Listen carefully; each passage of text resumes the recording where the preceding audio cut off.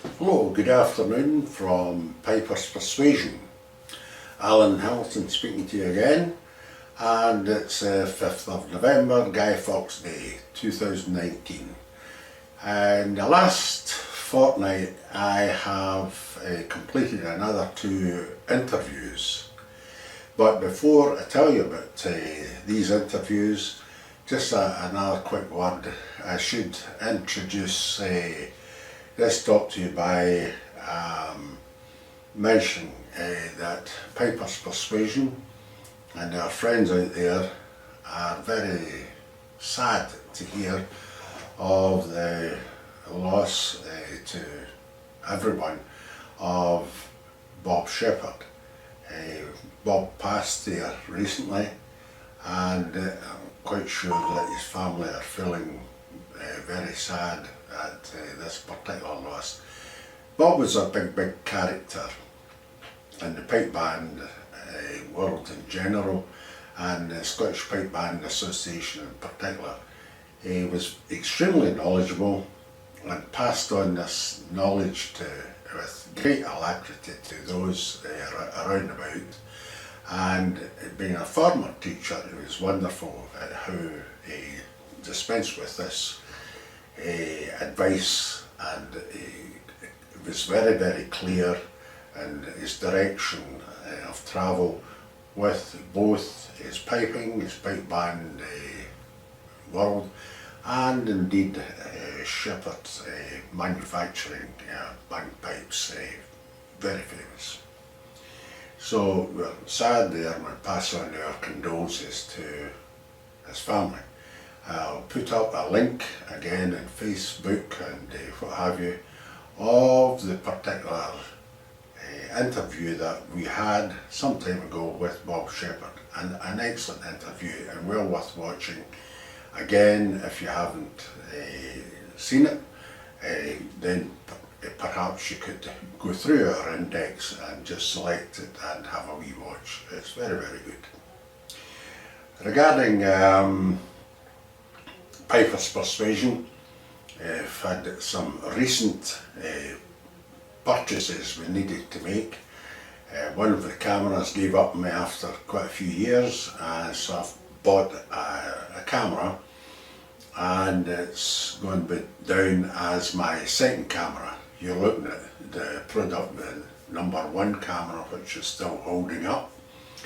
I have a second camera, and Pete Haywood, who keeps on coming in the background of various interviews, produces other footage with a third camera, which we feel inclined to use from time to time.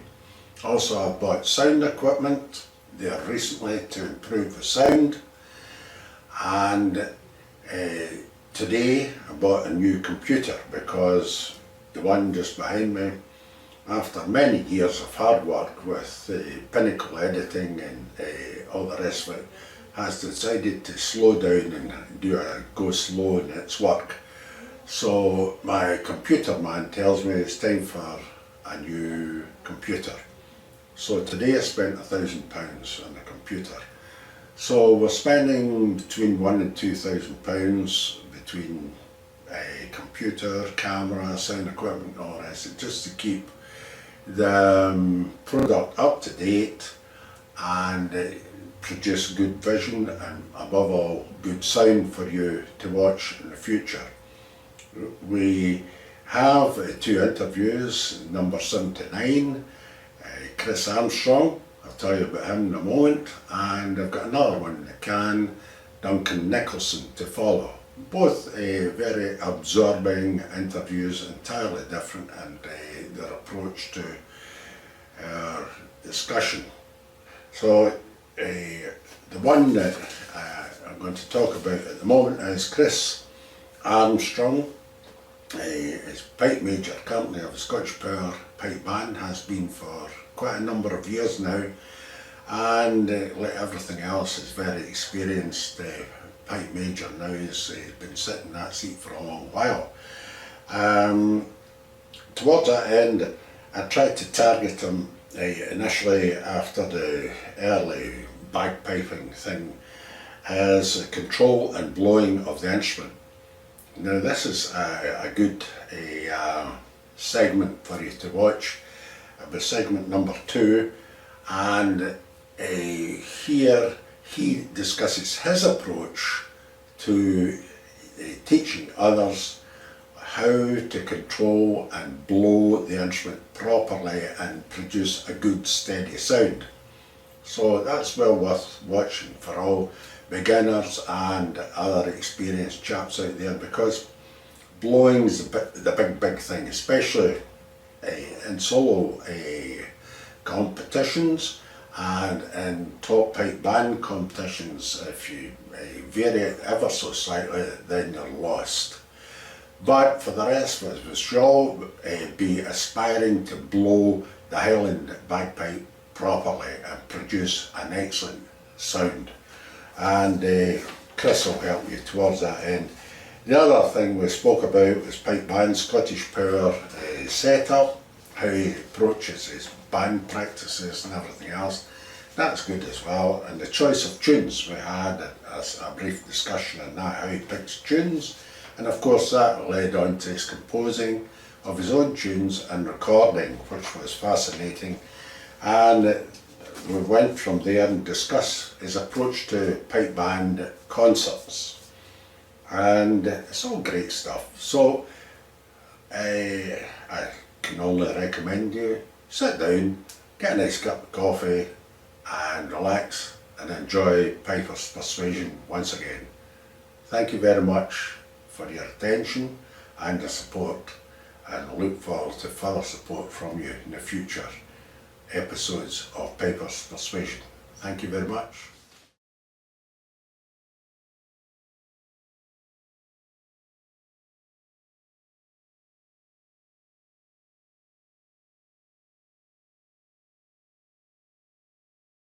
To Earth Castle, and maybe Chris can tell us a wee bit about that later on, you know.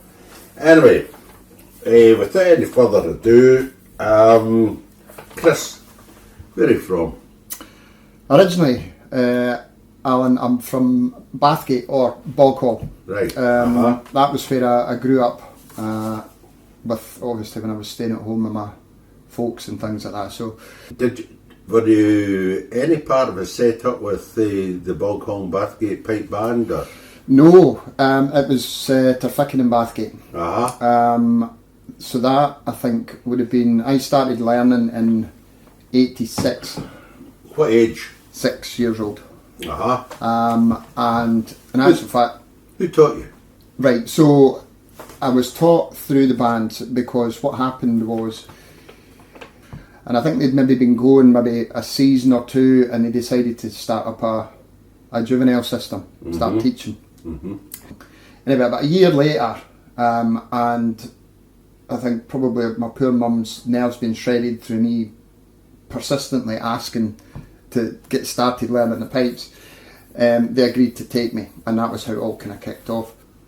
1-to-1s sessions to begin with. So there was 2 or 3 different people involved in helping teaching the group. That's always a good setup. Yeah.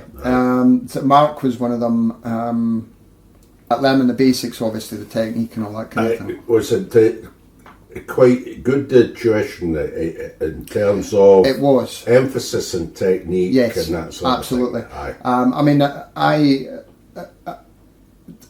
I've always placed a big emphasis personally on technique and things like that, and that stems from that basics, you know, the basics that I was given.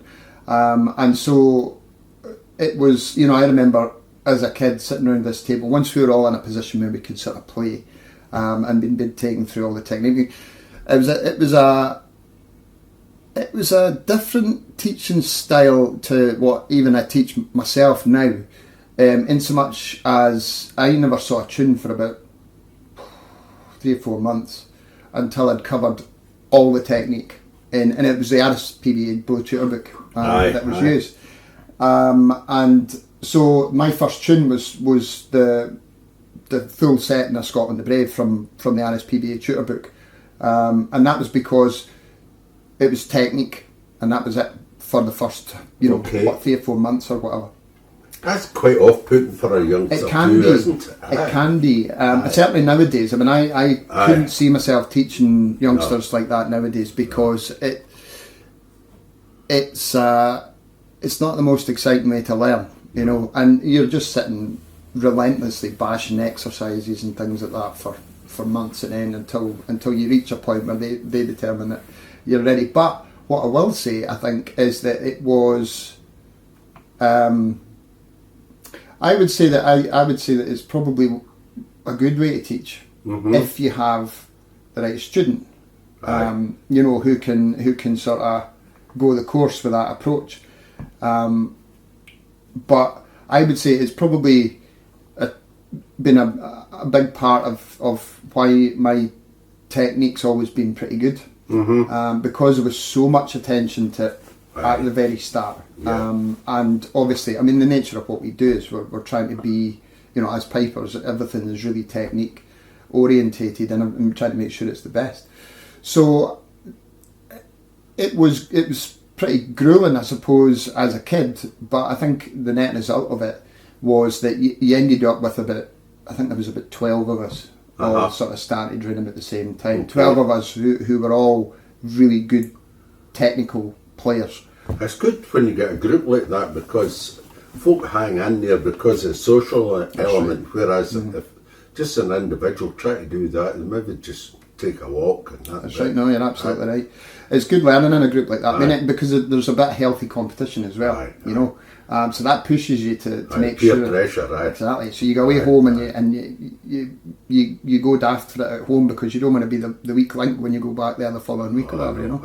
I mean, I remember sitting around the table again when we were at the point where we could all play, and we would it would be led by Mark at this point because obviously there wasn't so much of a need for the others to be involved in the teaching part of the process, and we would sit and go through the exercises from the RSPBA tutor book, but start really slowly and open and correct as you can get it, and then it would repeat, and on each repetition it would get slightly quicker, right? And so what happened was that eventually developed into a game of the last man standing. You know?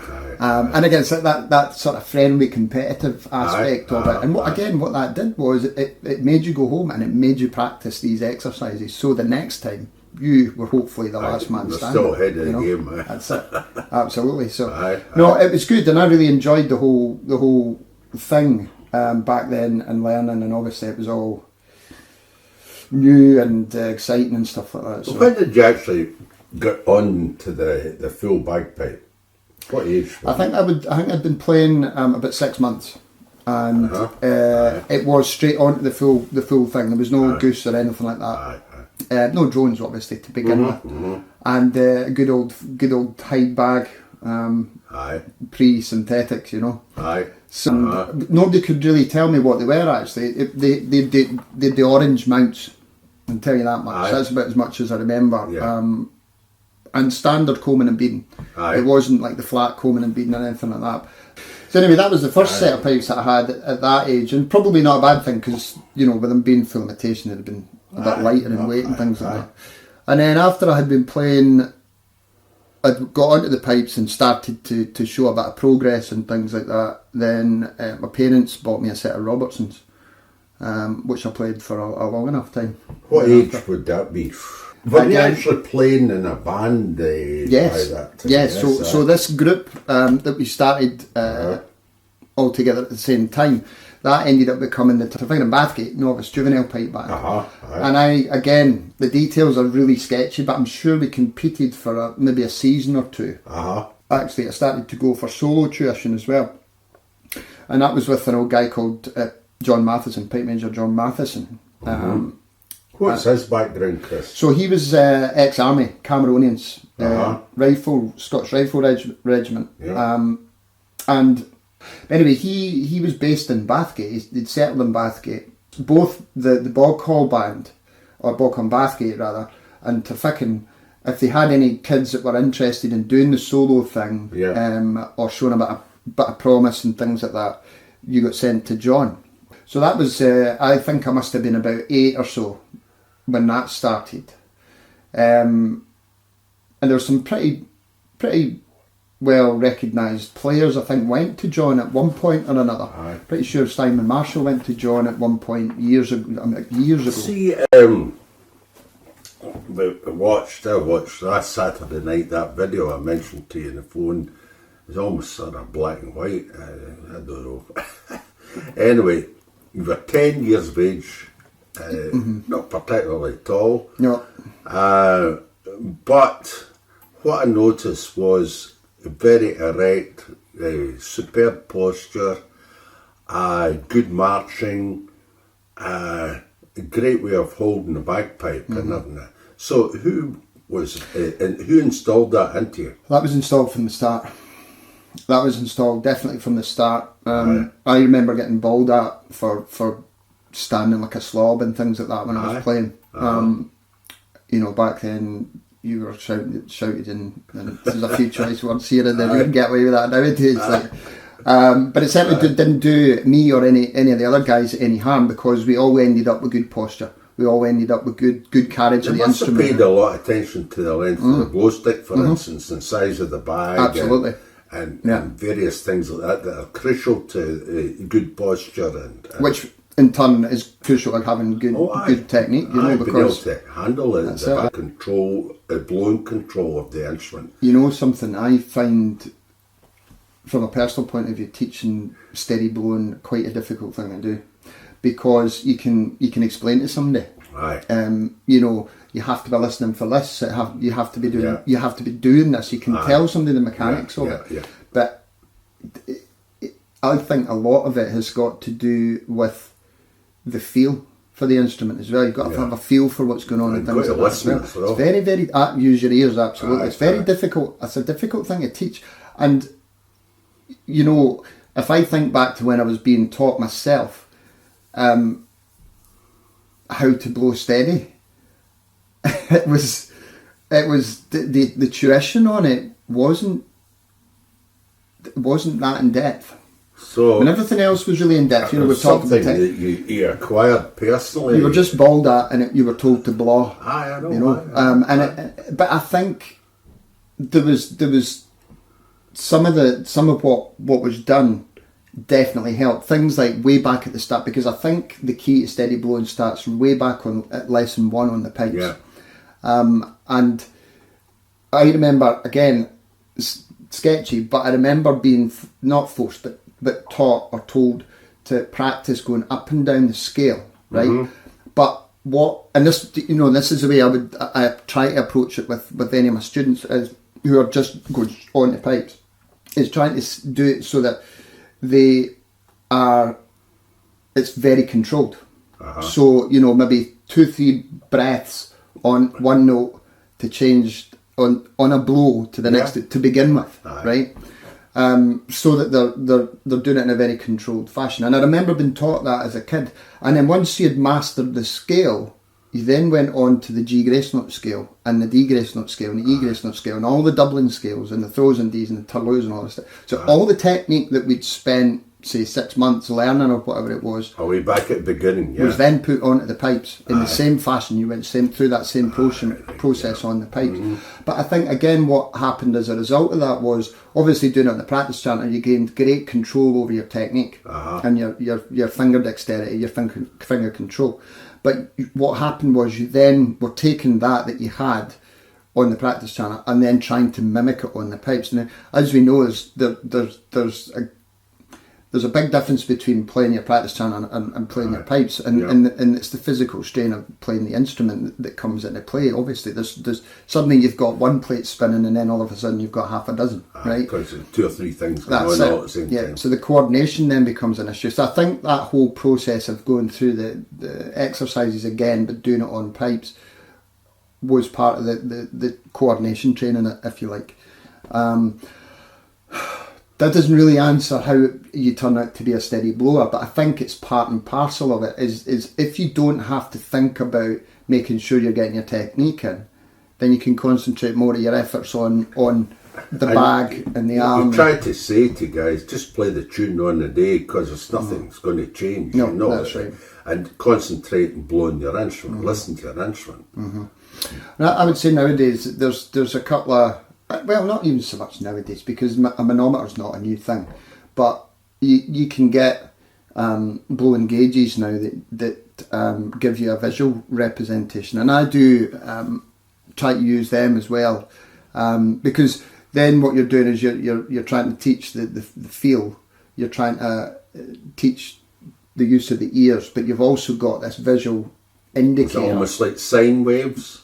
No, it's just like a pressure gauge. So it's just an analog pressure gauge. Aye. And there's a few places out there that sell them. And what it does is there's two ways to do it. You can either measure the pressure as it's coming out the bag, so put a cork in one of the drones, which is connected with a tube to this gauge, and the gauge is kind of moving about, corresponding to what's going on inside the bag. Or you can measure it as it's going into the bag, which means you don't lose a drone, you know.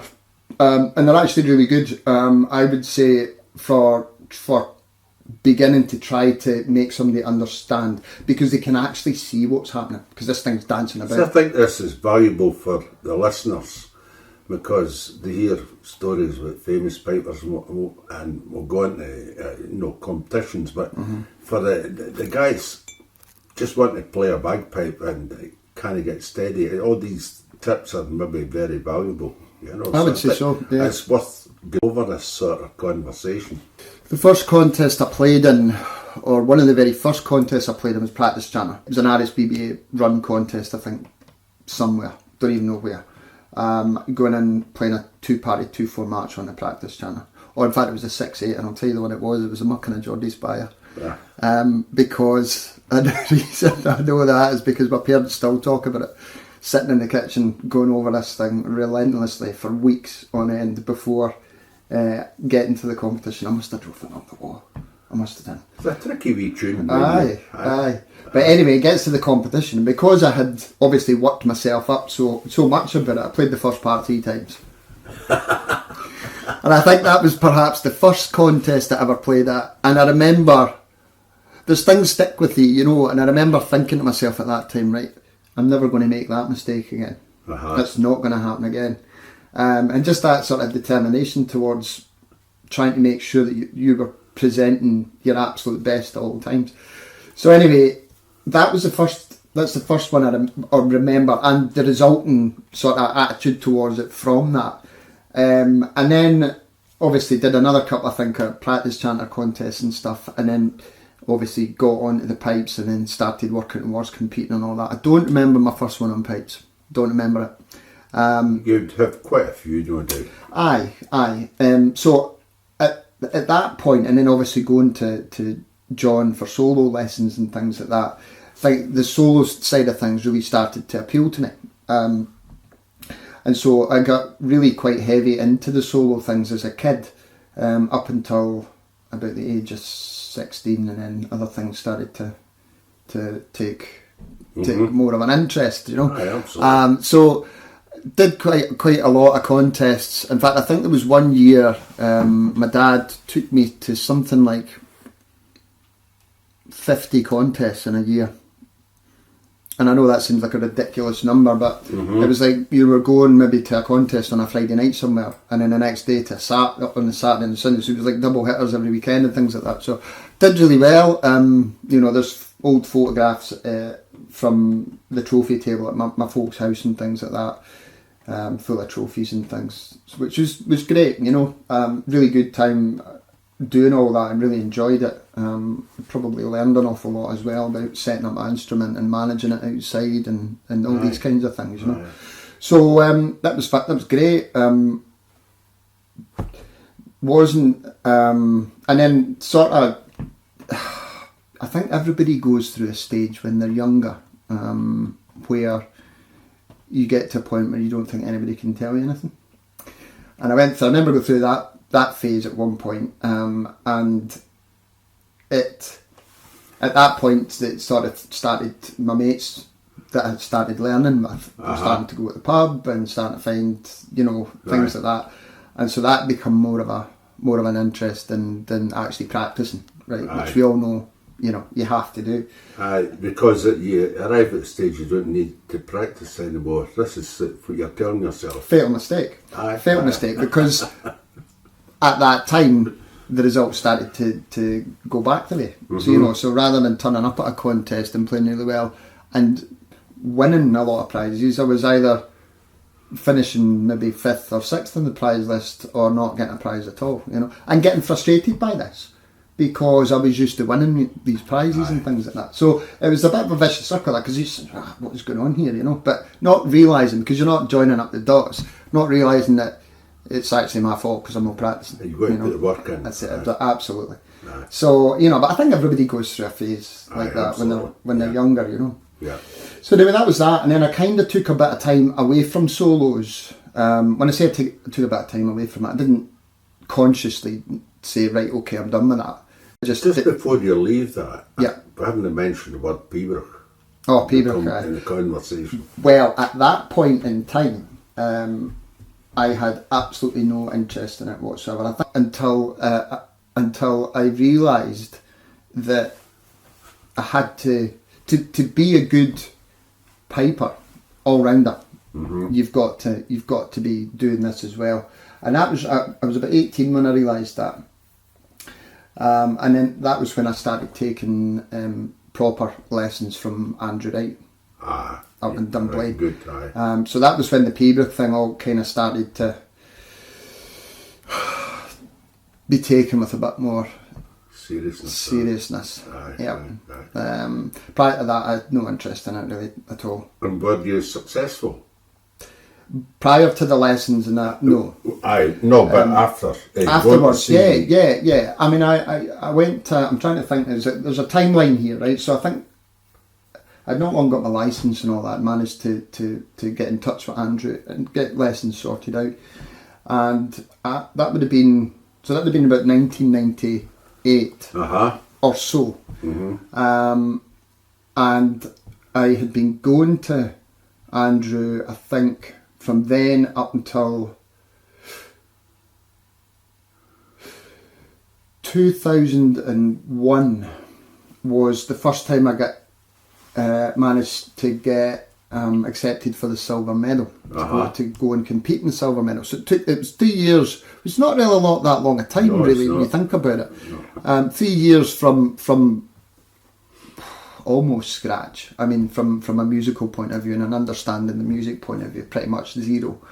To obviously trying to build up a track record, because at that time you had the CPA grading system, but there was no C grade and that sort of stuff. So you were sort of getting in there and just trying to build up a track record, and things were a lot more focused, I think, on track record at that point.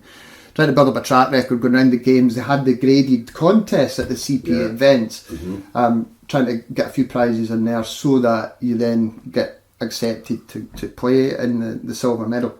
I managed to get that to happen after 3 or so years, so it was 2001. Went to Oban, and I'll never forget this as long as I live, because it was terrible. Played in the silver medal in the big hall at the Corran Halls, and it was more or less first thing in the morning. Playing the Robertsons, which were a great instrument, but I always struggled. It didn't matter what I did, and a fair bit of experience by this point. Could never really get them to stay in tune for a full Pembroke. That's amazing. I don't know what that was all about, but the interesting thing was to sort of go off the subject, but when I stopped playing the Robertsons and then I moved to nails and started playing the nails, I took the same drone reeds that I had in the Robertsons, put them into this brand new set of nail pipes. Didn't really have to do it, in fact did nothing to them. Played a full Pembroke and they stayed in tune. That's amazing. So, it just shows you that, and there was nothing wrong with the Robertsons. Great pipes, love the sound of Robertsons, a fantastic set of drones. But anyway, kind of slightly off subject. Anyway, this first performance in the silver medal, and it was Ian McFadden and the Book. They were on the panel. I think it was only the two of them. Can't just remember 100%. Anyway, went in, got the bicker. Loads of Pembroke, lovely Pembroke IGs in this. And it was freezing cold in the hall, and the tuning room had been reasonable. He gets in there, Obviously nervous, right?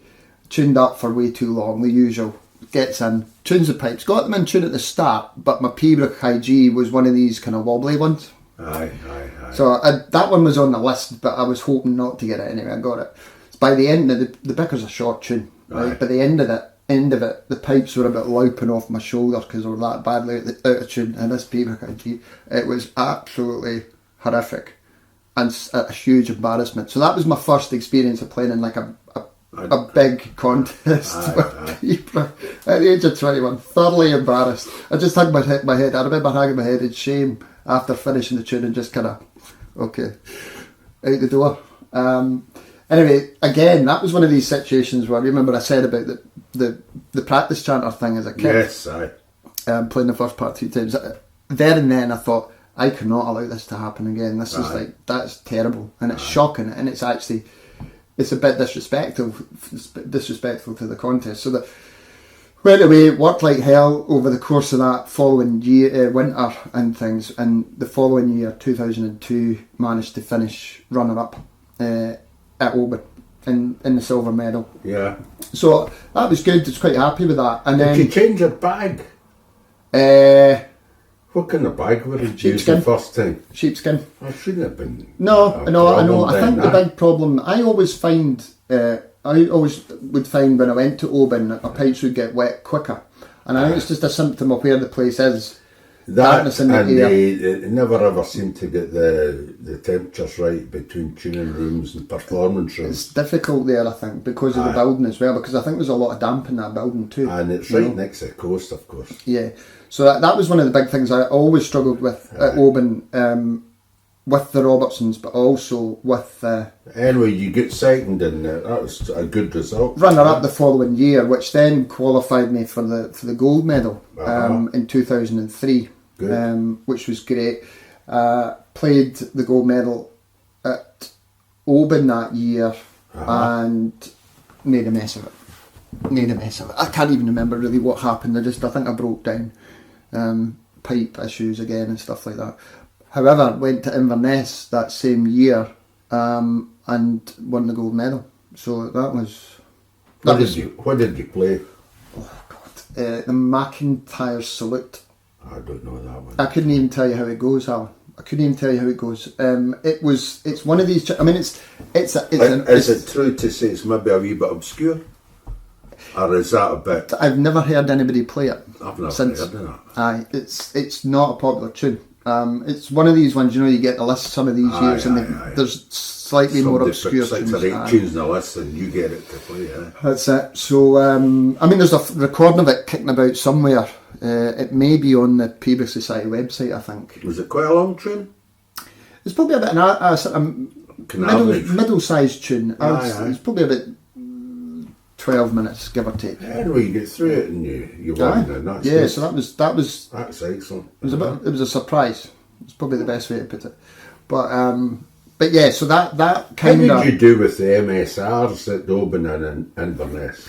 So that same year that I made a complete pig's ear of the silver medal, I won the former winners MSR at Oban. So that was the first time I won that. It was 2000 and... Actually, no, I tell a lie. No, it was 2001. It was 2001. So that must have been... Yeah, that was my first year in the silver. So the pipes lasted for that performance? Well, I managed to get them dried out because that performance was... later on in the day? Much later on in the day, because at that point in time... Is that open? Yes. It's the evening. It was still... I think it was still going at midnight that year. Aye. It doesn't start till about 5 o'clock. That's right. It used to start later than that. But they've sorted that out now, which is good. And that year actually as well, because it was running so late and it was so late in starting the March of Spain Renewal, they took the decision to have the players only play the March of Spain Renewal once through. So a bit fortunate there, and I'll tell you why I was fortunate though was because the tunes that I played were Major Manson. At Clachan-Truchel. Great march. The Cameronian Rant and Pretty Marion. That was my tunes. Big for Spain, big So it was probably a godsend that it was once through. you know. Aye. Because essentially, you know, Because that's a 10-minute performance if you're playing everything twice. that's right. Aye. That's right. Aye. So yeah, that was it was a good, obviously again, but a great result. Did you win the class by anything at any time? No, I never won the class for the senior period. Did you stop competing solos? So when did you sort of stop regularly? But no doubt you'll do it for time. Yeah. I mean, what kind of happened, Alan, is I got obviously back into the band thing. Now, Yes. back when I won the Former Winners and the gold medal and all that, I wasn't playing in bands. I took a sidestep for the bands, with this for the sole purpose of concentrating on my own playing and the solos. Then I got back into the bands round about. In fact, it was 2004. So I took maybe 4 or 5 years out of it, away for the bands, and to concentrate and do my own thing. So then get back into the bands again. Now, what I will say right now is that the bands were not responsible for me stopping competing solos. No. Right? What I found happened was, and it didn't dawn on me until more recently, was I started to enjoy my own playing less and less. So, but what I noticed I was enjoying was the band thing. And the leadership thing, and the team aspect of things. Yeah. So I had still been competing through that period of 2004 up until I don't know. I mean, in 2011, 2012, I won the Bratic in London, the Bratic Gorm in 2007. Okay. I won a second MSR up at Oban in the Former Winners in 2011, so I was still competing through that period. And a few other bits and pieces here and there. And I think it must have been around about sort of 2014 or 15 perhaps. I think I must have made a subconscious decision just to not enter contests anymore because I wasn't practicing. And again, like we said before, when you're so intense with the band, it takes a lot of your time and energy away from energy, and you really can't do everything. Keep all the balls in the air. I don't know. I think. Oh, you can. If I look at how things have kind of timeline thing for me, there's always been one focus, one major focus, whether it be a band or whether it be learning. Yeah. Or the band, or the solos, or the band, and it tends to go in sort of a cycle. The current form for me is the band because I'm enjoying what the band's doing. I'm enjoying the leadership aspect of that. When you said you went back to bands, was it into Scottish Power or no? With somebody else? It was David Urquhart Travel. I was there for a couple of seasons, and that was it was a good experience actually because I learned an awful lot about what not to do when I was. Who's the pipe major? Me. So prior to that, I hadn't actually been. I'd been pipe major of a novice juvenile band back when I was sort of 17 or so. But that was only for one season. I didn't really learn an awful lot. Was it Alistair Fletcher and Don Bradford that were pipe majors That's right. before you in the David Urquhart pipe band? That's right. Mm-hmm. So Don had left David Urquhart and he went. That was at the time when he went to start up the Glasgow Pipes and Drums. Glasgow Pipes and Drums. So that left David Urquhart with a position to fill, and I was asked. And at that point, I kind of hesitated for a wee bit and thought about it because I was still really enjoying the solo thing. And then eventually I thought, you know what? I think it's about time I go back into the whole band thing. I've always fancied being a pipe major. This was going through my head, and this is an opportunity. I don't know how many of these opportunities are going to come along, so perhaps I should take it. It's quite good to, when you're doing that sort of thing, to go and make your mistakes with a band such as David Urquhart, which was a very good first grade band at one point, incidentally. Yeah. I've got a recording of playing in the World's way back, and very, I very remember good listening to under them as a Alistair kid. Fletcher, Yep. you know. Mhm. Yep. Yep. So you were there for a couple of years? 2 seasons. Yeah. Yeah. And then came to the sort of decision that I was going to. I had tried it, and it was hard. It was difficult, and I had decided at the end of that season that I was going to resign and go and just be a player in a band.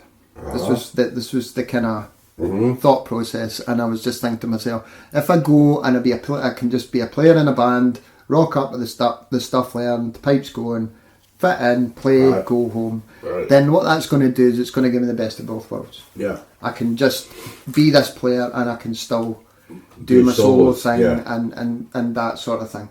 And that was the logic. That's not how it played out though, because the following day, so I went and submitted my resignation, called a band meeting. Explained to the guys that, you know, I was finding it hard going and whatnot. Remember, it had been I would have been 26 at this time, so I was still reasonably young in the head when it came to people management and stuff like that. Still learning all. But anyway, that was that. Explained to the members, the guys, and whatnot, and then that was it. So I resigned, and then that had been on, say, the Wednesday. Next again day, I'd been working, teaching away, and gets a phone call about 6 o'clock, 5 or 6 o'clock at night. And I was walking back to my car because I'd been teaching at Glasgow Academy, funny enough. And I was walking back to my car, phone goes. So I answers the phone, and it was Peter Hunt. Phoned me, and he says, now I'd read, because I think there was an article had went out that Roddy had said he was retiring at the end of that season, which would have been the 2005 season. I had a long number of years as pipe major Scottish. Yes, that's right. So I think he'd obviously decided that it was time to take a sidestep. That's it. Yeah. So that, I think, had been announced. So at the end of the season, obviously the guys in the band, the committee and whatnot, had decided to take applications. So I'm not sure how it all worked out and how it all went, but I know I got a phone call and I was asked if I would be interested in putting my name in the hat for the job. And I was thinking, I actually laughed. I didn't laugh when I was on the phone, but, you know, I said, right, well, can I get a bit of time to think about it, blah, blah, blah. Because, you know, I was thinking to myself, God, I've just come out of something like that. I don't know if I want to go back in. Anyway, so phone went, you know, hang up the phone, and I had a bit of a laugh to myself, because I'm thinking to myself, this couldn't have come at any sort of worse of a time. Because I've just told this one group of guys and people that I want to walk away from this because I want to go and be a player. I want to be able to still focus on my own playing and stuff like that. And then so I was thinking about it, and I was like, right, what am I going to do about this? Because this is a great opportunity. This is a really good band. It's got a really good setup, and all the rest of it. And opportunities like this are not going to come along very often at all. So I thought, I sat on it for about a day or so, and then I decided, do you know what? I've got nothing to lose by sticking my name in the hat. And just, I had no idea what the process was going to be at this point. So I said, I phoned back and I said, right, I'd like to stick my name in the hat. And it just kind of went from there, you know. So, what year was that again? So that was the winter of 2005. Right. That was that. So my first season with the band was 2006. Good enough band at that time, even, you know, that you took over. Well, when I joined, obviously it's like any band. There was a lot of guys, I think, in the band at that point who were there to play for Roddy, right? And you tend to find that with any group of people or team, there'll be people who are there with specific purpose, and that's to play for so and so or play for this one or whatever, irrespective of whether it's pipe bands or sport. There's always a social That's it. aspect of it. So when I joined the band, obviously there was a group of guys who would have fell into that category, and whenever Roddy decided to step down or step away from it, these guys moved on, which is natural progression of things. So that first season, we had quite a small band, quite a small pipe corps. I think I had something like 16, which at that point was actually quite a small band. So it was tough going because you were relying on everybody being there and everybody's pipes working 110% every time and blah blah blah. So it was a tough first season because I also felt the pressure of expectation. Because obviously the band previous to that had featured, I think, in every single major list. You know, so there was. Now I don't think at any point anybody gave me that the impression that there was that expectation, but you put that expectation upon yourself because you're trying to. Well, you know the history and all the rest. You're trying to maintain a standard, you know, and that's so there was a bit of pressure there, and it was interesting, but I think good at the same time because that pressure. I tend to work quite well, I think, under pressure, and that pressure helped focus the mind a bit on how to do things. Because remember, you've mentioned Piper's 16. How about drum corps? What's kind of state was that in? Barry was there, and Barry, I think, pretty much kept his whole Wilson. He kept his whole corps pretty much intact, I think. So I think that he was a top drummer for the listeners. World champion. Yeah, he won, I think, the world's 4 or 5 times in a row. World solo drumming. First class drummer. Yep. First class drummer. Good guy as well. Great guy. So anyway, I'm sure he had a core of 10 that first season, and then there was about 4 or 5 tenors in the bass. So there was a good size core, probably too big for the size of the pipe core. You know, going on the ratios and all that sort of thing. So yeah, I mean the band was in decent shape, but at that point needing to be strengthened up a bit, you know. So that's the focus that came from that first season. Was that there had to be some recruiting and things like that, trying to bring some new blood into the band. Don Mackay came in as pipe sergeant in 2010, or the winter of 2009, and along with him 2 or 3 other guys as well. So at that point, to explain to the viewers, Don Mackay had been a very successful pipe major of Strathclyde Police Pipe Band, and he was very good at setting up the police band. How do you find working with Donald? Donald's a great guy to work with. He's a lot of enthusiasm and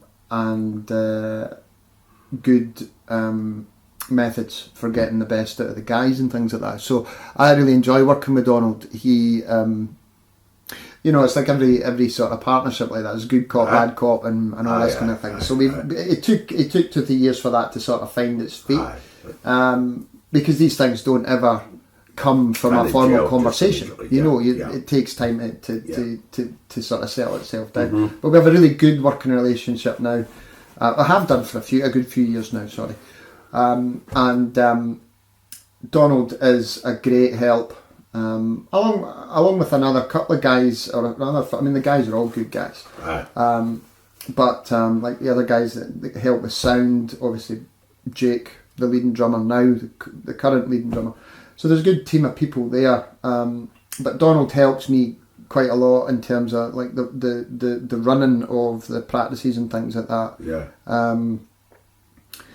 But he was quite good at that. He always started in time and all that sort of thing. Absolutely. The ex-army in him. Yeah, very organised like that. And that's a big help, because if you kick off things sharpish, it instills a wee bit of discipline into the guys in the band. Yeah, no, totally agree. So Donald's very good from all of those. How do you set up the band? I'm talking about sound wise. Who helps with you? Do you do that mostly yourself? So there's 3 of us that do wood set channels, and I've got one sort of chief drone tuner, as it were, who goes round the drones, but we do enlist the help of other guys as well, because they're depending on the size of the pipe core and things like that. Right. Because it's impossible for one person to get around 20 odd sets of drones in final tuning when the sun's just come out. About you know, 3, 4. Yeah, you absolutely. can do it with 2. You can. Yeah. So there's myself and 2 other guys that do channers, and we sort of would have the circle split into 3 sections. Yeah. So we're each doing a sort of third. But it's quite good at practices, because what tends to happen is, we'll get there, we get the pipes out, get the pipes up the pitch and stuff like that, play through some sets, and then once I'm happy that I think the pipes are up to pitch and things like that, then the 3 of us will all go off, and Donald then would take charge of the circle to run through the sets and the material and things like that. And this is where Donald's very good, because he's very methodical and works really hard on the expression and the playing and things like that. Obviously, the both of us work closely together, because there has to be a common ground on what that expression should absolutely, be. Yes. So, but it works really well. So he gets ripped right in about that, which is great. That keeps the pipes going and the pipes up to pitch, and that allows the 3 of us to pull out guys individually, so that we're not standing about for any length of time. So he's sorting one set of pipes, and the rest of the band's standing picking rows. There's no time for that nonsense. So it just keeps things moving. So that the 2 hours, the way I look at it, Alan, is I see the guys twice a week for 2 hours at a time. It's just 4 hours in a week. It's not a lot of time. So you can't afford to waste it. Sorry to interrupt. What's your attitude to pipers turning up a band practice with bad pipes? There is absolutely no excuse for that, and I'll tell you why. Poor maintenance and things like that. See, the drone tuner tends to deal with maintenance issues. So, and I'm not talking about hemping people's pipes for them, but pointing out and telling them to get it fixed. Obviously, that gets fed back to me, and if it's not fixed, there's a major problem. But so coming to band with a bag that needs seasoned or anything like that is just wasting my time, it's wasting everybody else's time, because the pipes are not going to be working properly. But the thing about the bad sounding pipes is that should never happen, and the reason that should never happen is because nobody I set the chanters up at home, right? And I think, to be honest, there's a lot of guys are doing it this way now, because it saves a lot of wasted time when you get together as a group. I would never ever set a chanter up at a band practice. Never do that, because it's wasting time. I remember Ronnie Laurie did that self-same thing in the late 60s with Hardy chanters. We all had chanters with ivory soles and numbered 1 to 16. Right. And they had number 16 because I was the last guy in. And that's so he was able to identify, and they knew how I blew and everything else, and set up number 16 chanter to suit you. And that, so it was quite a good way of working. Absolutely. And I think, like I said, I think there's a few guys out there doing that. There's a few bands doing it like that, because I think the benefits of doing it like that, it's a lot of time for whoever's doing it at home and away from the, because if you're having to do it with 20 odd guys, and it takes time for each chanter, it's time consuming. Half an hour there right away. It's well worth it though, because your full 2 hour band practice is a practice. It's not you're not wasting time standing about setting up chanters and things like that. So anyway, that brings me back to what I said though. There's no excuse for somebody to turn up with bad sounding pipes, because they're getting a chanter that's going. I know, because I've played it for half an hour. And the only way it's not going to be going is if they're wasting our time by no practicing it at home. So it's there's ways. And I suppose at the end of the day, they're not going to get played. The question arises then, if you've got their chanters at home. No, I don't take them home. No. So there's a misunderstanding. Right. There, so what I would correct that. What I would do is there's let's say for talking sake, 25 chanters in circulation in the okay. band, right? Right. Not all of them are being played, right? There's maybe 2 or 3 spares. So there's 25 matched chanters. This is for folk in Hawaii, yeah. South America, Yeah, and so- everything. Sorry, there's 25 match chanters aye. on the go, right? So you're using one of the match chanters and you're To set it setting up. up reeds. for a specific Do you individual. think about specific blowers when you're doing that then? So you remember way back at the start, I talked about blowing gauges. Aye. I know what pressure each of my guys plays at on a blowing gauge, Okay, which good. means I can pick a reed to suit. Aye. You see, Aye. and that then means that I'm not giving you a reed that's way too easy for you, for example, or way too hard. It's the appropriate strength. So I know when I'm giving it to that person, that individual, Yeah. that's a good That reed he can for blow that. them. He can blow that, and I know it sounds good if it's played at a particular pressure, etc. What do you do about adrenaline donkeys? Like, go and blow too hard once things start up. You You know where I'm coming well, from, aye, absolutely. What you've got, I think, what you've got to try to do there is find out who those individuals are and eliminate them.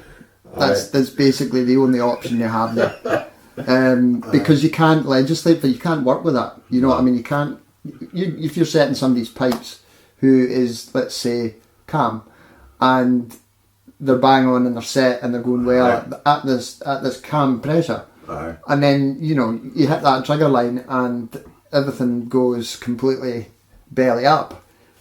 You can't work with that. How can you possibly work with that? Ian McClellan had one or two like that in his famous band, and of course they're all police officers, and of course it was limited numbers. Yeah. You're talking 12, 13, 14 pounds, small court. I think I remember hearing about this. So actually. he used to Set set it the reed flat. accordingly, Aye, yeah. so that he knew that when it went on the field they'd blow up. Going up to yeah. However, you don't need to go to See, that. you're not limited. That's right. So it's that makes life a good bit easier, I would say. What size is your pipe core typically over the years? Signed on So players, if you like. From 2006 through till just now, it's varied in size from 16 up to 30. The most What I've do you ever like to had. go in the field with? That's a very good question, Alan. And the answer to that question is the best team possible. Aye, okay. You know what I mean? If that's a team at 18, then it's a team at 18. If it's a team of 24 and they're all going absolutely bang on, 100%, then it's 24. If it's more than that, nowadays it tends not to be. Perception is a double-edged sword. So, going out with a massive band is not something that's impressive so much anymore. It used to be. There was a point in time when it was pretty impressive. Aye. Is it necessary? No, it's not necessary. What do you gain from it? I would say it has its pros and its cons. The pros are, I think, if you take a band and you listen to a band that has, let's say, 14, 16 pipers, and you compare that with a band that has 24 pipers, it won't be any louder, right? Because volume doesn't work like that. Right, yeah. But what it will be is fuller. It'll have a fuller sound because I think you fill in more of the harmonic range, right? And where that comes from is the drones, right? Which is a whole different thing. But that's interesting to bring out that. So point. you maybe gain a decibel or two, right? But I'm sitting here talking to you about 60 decibels. So gaining 1 or 2 decibels is probably not going to be perceptible. But you're talking about maybe the quality of the sound. The quality, the timbre of the sound, the fullness, the harmonic of the group. Aye. And that's what changes because you maybe get I don't even pretend to know the full physics of what's going on, but you maybe get a broader harmonic range of having these more sets of pipes, different makes of drones, different drone range, different arcane drones or whatever, because you've got in a pipe core, let's say 24, right? For talking's sake, you've got maybe 2 or 3 sets of nails, 3 or 4 sets of Hendersons, old ones. maybe 2 or 3 sets of the modern Hendersons, a couple of sets of Lorries in there, a couple of sets of my own in there, you know, mixture of different types of drones. You're going to get slightly different harmonics from each set of drones. And that gives you a bigger overall umbrella. Are you playing sheepskin and cane? Sheepskin bags, cane drones, yeah. Yeah. Most of the top first grade bands, that's a setup. Yeah. It's definitely, I would say, it's harder work. Mm-hmm. It is slightly harder work than playing synthetic drones, for example, right? But I think the benefits of doing so far outweigh the negatives, because you get more from your drones. You get, but it's not again. It's not allowed. It's not a bit volume. The projection's better. The projection's different. The harmonics are different. You get a fuller sound. You know, more of an umbrella. It's really a quality of sound you're that's trying what to add to all the that's time, what you're trying to do. Yeah, absolutely. So yeah. And the chanter reads, you get them from a specific source, or is that a bit of a mix, or what's that? No, we're all playing the same chanter reads. I find you kind of have to do that. We're playing Melvin reeds, Adrian Melvin's reeds, and we play them in the Shepherd chanters, the classic, the 480 chanter that he makes. And I like the sound. I like the it's not pitch or anything like that. It's the quality of sound. I like the sound that comes off that setup. You know. It's very, very subjective, the whole thing. Of course it is, I mean, absolutely. I mean, that floats my boat. It might not float anybody else's boat. But I think if there's been a severe criticism of pipe bands over the last years, is that they all sound the same. That's a bit much saying that, you know. It's distinct from maybe several decades ago where they were wildly... you had a lot of different pitches and different sizes, and I know everybody had a different sound and almost a characteristic. You know. Anyway, you've been successful with the band. World Championships. Almost hit the crossbar a couple of times. You've been top 4 for a wee while, haven't you? Yeah. We were runners up back in 2012, a while ago now. And I think we've been third a couple of times, 4th a good few times, and a couple of 5ths and 6ths in there as well. Do you think that the standard has come up quite a bit over the years, every year on year? Is it? What's your perception of that? I think it becomes more and more difficult to try to find the improvement that makes it that much better, if you know what I'm trying to say. Aye. I mean, I think it continues to improve because people are so focused on being the best that they can be and winning that ultimate prize. That's the goal at the end of the day. But I think, how can we, you know, the question you've got to ask yourself is, how do we improve, other than, you know, steadier blowing or you know, how do you improve on the drone sound that's already where it's at? You know, it's a very, very, very small percentages all the time. So is that perceptible year on year? I don't think so. Because you're talking very small gains. Your execution and you know how close knit your pipe group is. Aye. It's funny actually. I was listening to old recordings this year at some point. I mean, I say old recordings, I mean like really old recordings. Aye. And I can't even remember why or where I was listening to them or whatever. But just when you say about the tightness of playing and or the execution and things like that. And as good as it is today, some of the playing on these old recordings is like, you couldn't get a fag paper between them. You know, and it's that tight. The sound, on the other hand, obviously... Sound's not anywhere not anywhere near it, but the playing is that down to a smaller pipe unit? Quite possibly. Or maybe we focus... Now, this is going to sound like a crazy statement, but maybe we focus more on sound than playing now. I don't know. I don't know. I mean, certainly I know. I'm speaking from my own band's point of view. We spend a lot of time working on playing and expression and things like that. And I would absolutely say that every other band out there is in the same boat. Yeah. But I don't know. I mean, why was it? Why is it a perception thing? I don't know, because I think that it must have been something that was maybe more time was put into than what it is maybe currently. And that's not to say that we're not putting time into it. Aye. But maybe there was an awful lot more time put into it. Maybe more emphasis on the playing side rather than the blowing side. Yeah. How do you pick your tunes in for the likes of medley? That is a good question as well. The really basic answer to that is I like to pick tunes that I enjoy playing. Uh-huh. I mean that's a really that's a really simplistic answer. There is obviously a lot more goes into it, like consideration given to the key that the tune's in, the rhythmical structure of the tune. I use sometimes a mixture of tunes that are more rhythmical, which people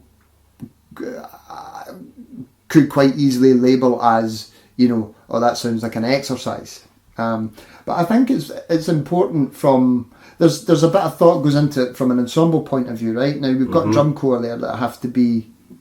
This is going to sound terrible, but they have to be utilised. They're there to add to the performance, right? They're there to support the band performance. It's a band performance. So having tunes that give them a bit of space to shine, I think, is always a good thing to have in there. And so that's what I meant by I would have tunes in there that have quite maybe a strong rhythmical quality to them, as opposed to being really melodic, but I try to strike a balance there as well. So you think about the judges, you're used to listening to tunes for over a month and getting to like them and all the rest of it, but the judges theoretically are hearing your performance for the first time. That's right. And what's the impact? Do you think about the impact? You have to give that consideration, because we're not just talking about pipe bands here, right? Talk about music in general. You're sitting in the car listening to the radio. Right. A tune comes on, or a song comes on, and if you can leave your car after hearing that song once, that song's left an impact on you. Mm-hmm. If, however, somebody said to you, have you heard such and such a song? I remember that being introduced on the radio, but don't ask me how it goes. Mm-hmm. Instantly forgettable. And if you go into a competition from a pipe band perspective to play it in competition, and you're presenting something that's instantly forgettable, then you've got absolutely no chance. Now, that's where the subjective aspect of it comes in. But the guy composing the tunes, and you do a lot of composing, you've got a feel for this, and you know what you're trying to put over.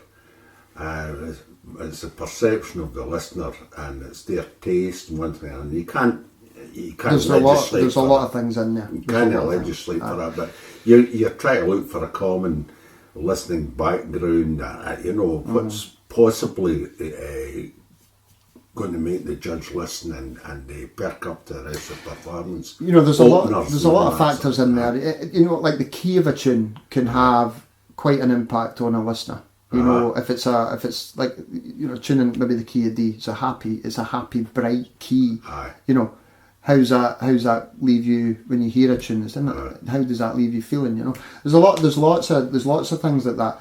Does the tune it's melodic, but does it have rhythmical passages in it? Does it have wee hooks in it that you can sit back and, you get a wee thing in your head, you maybe heard somebody singing something, you start whistling this wee phrase, you don't know where you've heard it from, but there's a wee passages in a tune that catch you like that. Can you go away and maybe whistle the bar or so? So that leads me very neatly on to the next wee phase of conversation, composing by you. Yep. Notes in my head. What was that about? Oh God! So we have to rewind all the way back to the age of 9 here. I started composing when I was 9. And the first couple of tunes, I mean, I probably still have got them up the attic somewhere, up the loft somewhere, scribbled out on bits of paper. But the first couple of tunes I wrote, I remember doing it actually. My dad used to drive long distance, right? So he had to go into work, I think one Saturday or Sunday. I used to go with him on the odd occasion during the summer holidays and school holidays and things like that, in the lorry, which is great crack. I enjoyed that. Anyway, I went along with him to his work this day because he was going to load it was car transporter. He was going to load the transporter ready for setting off early doors on the Monday morning or the Sunday night or something like that. So anyway, obviously it's a working yard. I had to sit in the office all day because you're not going to wait. It's health and safety nightmare. So sat in the office. So we're there for a few hours, and obviously 9-year-old kid started to get bored. So I thought to myself, what can I do here? I know, I'll try writing some tunes. So I think we were there maybe 3 or 4 hours, and by the end of that 3 or 4 hours, I had a 2-4 march, I had a 2-party suspe, and I had a 2-party drill. And the march, couldn't tell you how it went, and the reel, I have no idea how it went, but the Strathspey actually made it onto my first CD. Good. And into my first published collection. So that was when it started, and obviously I don't know whatever. I don't really know. I mean, I know obviously all about music theory. At that point I didn't, however, right? Because that was another aspect of learning when I was a kid. The theory aspect of things wasn't a big consideration. You know, we were taught this is a longer note. If it's got a tail, you cut it. If it's got a dot, you make it longer. But that was a bit as far as the theory went at pipe band. John Matheson, however, he was obviously ex-army, big on the whole theory thing, and tried to instill that into us when we were young. He'd have been as well talking to a brick wall because we couldn't see the value of it. So anyway, at that point in time, when I was that age, I could have handed you that music and it would have looked like utter nonsense. It made sense to me because I was the one that wrote it. So anyway, as things developed and things like that, I don't know what started or what kind of, but obviously I had flicked the switch somewhere, so the ideas started sort of forming inside my head. I used to listen to a lot of piping back at that time as well, winning CDs and cassette tapes from playing in the junior contests and things like that, and getting to hear hear great players. Like, I think I played Roddy McLeod's Greatest Pipers CD to death, to the point where it wouldn't work anymore. Listening to the pipes and all that, and the playing and all that kind of stuff. Anyway, the composing thing started back then, and by the time I had reached 16, I think I maybe had like a couple of 100 tunes. Now, there was probably a lot of dross in there, right? A lot of nonsense. But I had all this stuff that had come out of my head. I used to wake up during the night, actually, and write tunes. I'd be sound asleep, went to my bed, and for whatever reason, wake up during the night. This tune's going through my head. For the minute I opened my eyes, had to get up, scribble it out, and then go back to bed, go back to sleep again. So just nonsense stuff, crazy stuff like that. So anyway, when I was 16, so that the music thing and the composing kind of leads into the CD thing and all that stuff as well. When I was 16, my dad took me to a music workshop, traditional music workshop in East Kilbride that was being hosted by Donald Shaw, Charlie McKerran, and from Capper Cayley, and Fred Morrison. So they did this kind of thing. They played a bit and talked a bit and blah blah blah blah. And during this workshop, at the end of it, they said, "Is there anybody who would like to give us a tune?" Now my dad obviously knew that this was coming, and we had the pipes in the car, right? Good.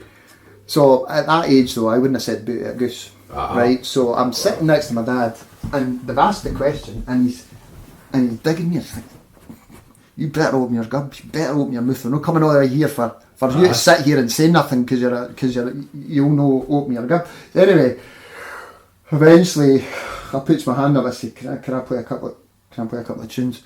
And so they're like, aye, what do you play? And I said, Highland pipes. So Fred's like, right, get your pipes and give us a couple of tunes, that's right. And he ran out to the car. So I went to the car back in, got the pipes out, cracked them up, tuned them away, and played a couple of my own tunes. And at the end of it, Fred obviously was like, what was that? Like, you know, blah, blah, blah. So that was where the whole recording thing started.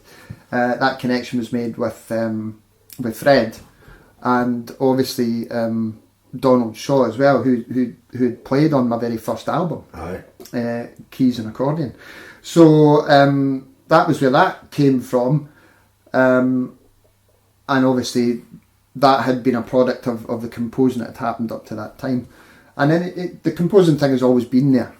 What I've started to find though is, as I'm starting to get older, the ideas are getting a bit more sparse, and I think that's probably a result of other things, you know, just taking up that headspace. So it's just it's a phase that you've gone through in your life, and you would like to keep going. Yeah, I mean, I mentioned when you come in that I'm working on a new book, which I'm hoping to have released very soon. Actually, it's more or less at the final hurdle now.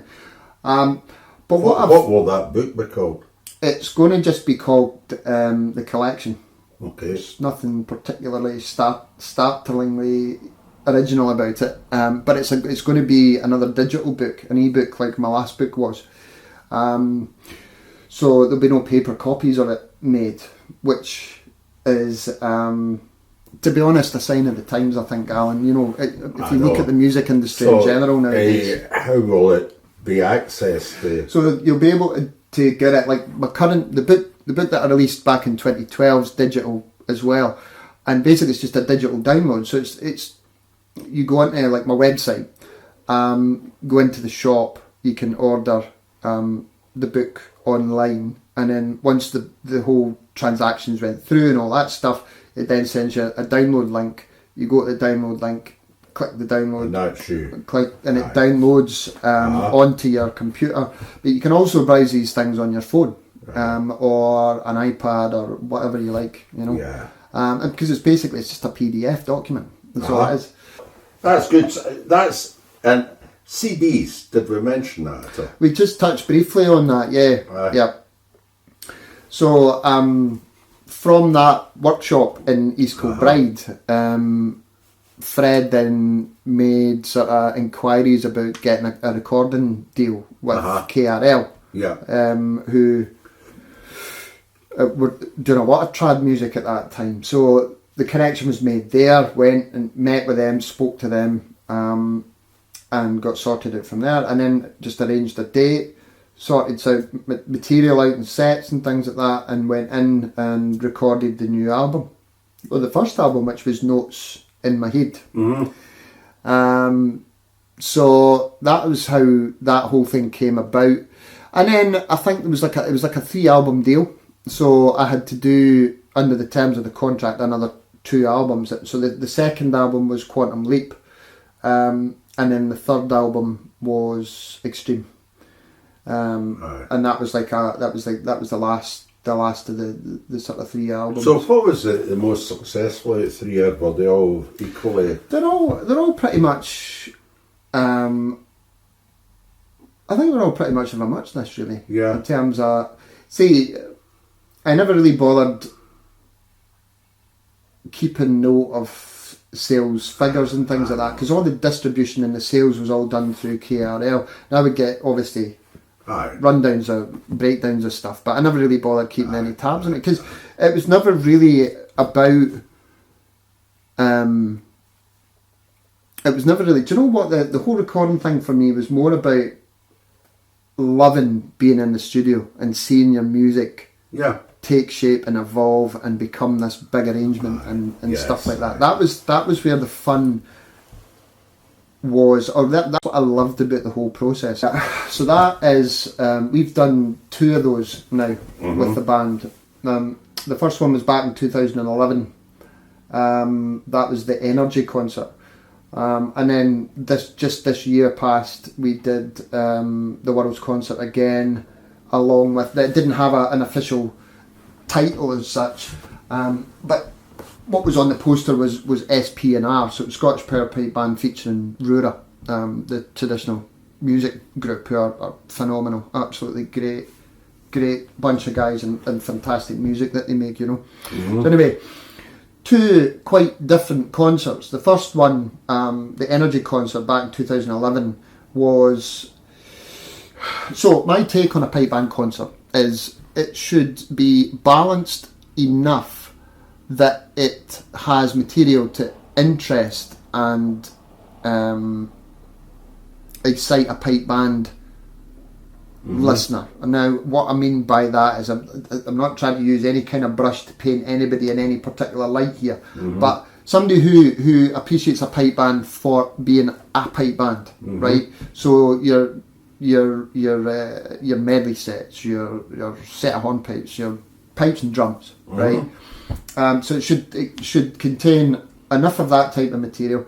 It should contain something different, different type of genre, maybe something like that. So we always put in we've done quite a few Breton sets, so we've got a bit of a Breton influence there. And we have over the years had a few different Breton guys playing in the band, but there's been one guy who's been with the band for a long number of years now, male, Sicard Crass. His dad has actually written and arranged a lot of the Breton stuff that we've played, and it's been really interesting for us to learn that different music, different style of music, different sort of culture. Really, when you think about it. Did you have any bombards? We did this time. Yeah, that was fantastic. But what happened was they were actually the special made bombards, higher pitched bombards, had to be made because normally it's that's like the Breton guys and the Brigades are playing at a lower pitch. Yeah. So there was higher pitched bombards made and higher pitched reeds, so that they would be pitching at like sort of Scottish pipe band pitch. Anyway, fantastic, really good. And there's a few videos actually online of some of the sets from this year, but also back in 2011 as well. 2011 was a different beast because we had our first half, which was kind of pipe bandish. There was a quartet set in there with a bit of backing track and fast, flashy fingerwork and all that kind of stuff, Breton stuff, and then a drum fanfare. So that takes care of your pipe bandish stuff. Second half was basically pipe band.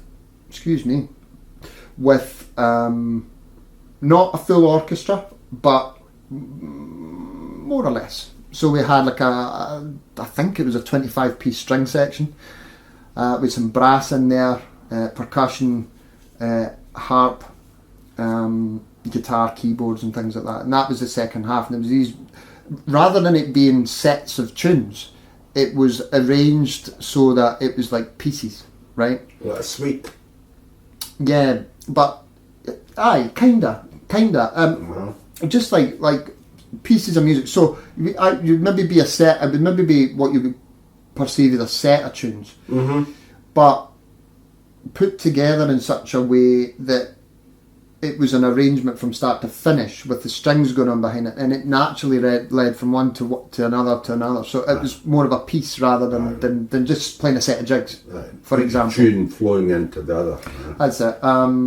So the set, and we also did one piece by the late Martin Bennett called Mackay's Memoirs.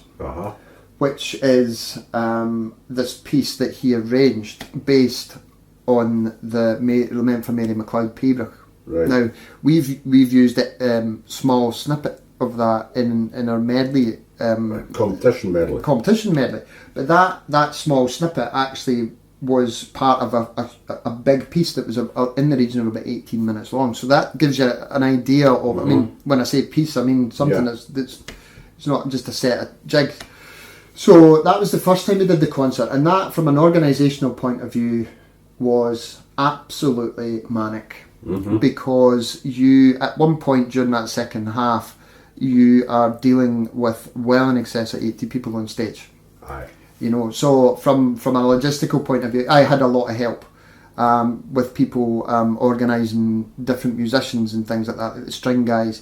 My main consideration was always the pipe band aspect, from the guys arranging and composing parts and pieces and things like that. They had a lot of help in dealing with the organisation of all that. But it was still very stressful, very worthwhile as well though, because it would still go down in my own wee quiet personal black book of one of the best things that I've been part of. That's quite an achievement. Anyway, so that was the first time we did it. The second time we did it this year, it was no less stressful, because it's never going to be, given the time of year that it's at, the size and composition of the audience that you're playing to, and all these sorts of things. But there was a lot of new material. Now, the last time we did it, the first time we did it rather, there was some new material, but not as much new material as what we did this second time. So a lot more learning involved, which was a lot of work for the guys. But what I did notice as a result of doing it both times was that the team spirit and the camaraderie was much improved after doing it. That was a big thing I noticed. Just guys getting a freshness though, rather than just doing competition stuff. Yeah, it takes your focus away from playing medleys week in, week out, and MSRs week in, week out. Mm-hmm. So it kept the competition stuff a bit fresher, and that got a bit, so it wasn't as repetitive to play this year as what it could have been maybe in previous years. How did that affect the Worlds playing 2 days later after the big concert? That was a big ask. First time, I was going to relate this to the first time we did the Worlds concert in 2011. There was no Friday, right? So, and we had, and at that point you had the pre-qualification, we'd pre-qualified. So in 2011, and we were first on that year as well. And the reason I know that is because we completely tuned up from out the box in final tuning, which was actually great. But the pressure of the Worlds after having done that concert that week, and then had Thursday, Friday to recover and recharge and things like that before the Saturday, the Worlds seemed more relaxed, not as That's stressful. On the first occasion. Yeah. On the first occasion. Yeah. Not so much this year though, because we had one day in which to turn round. Yeah. And your 2 days counted towards the final result. So it wasn't even as if the Friday was a qualifier. 4 performances. The pressure was on, basically, Yeah. for those 4 performances with only a day's rest after doing this massive concert on to it. explain to the audience again, to play MSR, March of Spain Beyond, on a Friday, followed in the afternoon by a medley, and then a repeat the next day on a Saturday. And so you're playing all your tunes, and they all count towards the ultimate result. The final placings, that's right. So it was a big ask, and what I noticed, because you always take a step back from it at points and try and analyse where things are at and look at people and stuff like that, and the guys were completely done in after it. Completely done in. They would be. Because they gave it their best, you know, from start to finish, and you can't fault them for that. But it was a big. Did that affect the result, do you think? It affected, I think, 2 out of 4 of our performances, if I'm being brutally honest. I think exhaustion probably played. Now, I know that sounds a bit dramatic, but exhaustion, physical and mental exhaustion, probably played a big part in it for us this year. Were we as good as we could have been? Probably not. No. It's a very, very difficult thing. I don't know. Short of changing the date, and you're not really going to get a change of the concert date. It's a difficult unless thing. I had it on Monday or a Tuesday, I mean, rather than the Wednesday, sort of thing, you know. It's a difficult thing, I think, to try to present a format that is fair for everybody. Aye. And then that also raises a question in so much as, what is fair? Aye. You know, because let's face it, in any contest, there is only ever one winner. Uh-huh. Do you see what I mean? Oh, aye. Right? So, what is fair? Uh-huh. Do you see what I mean? You know what I'm trying to say by that?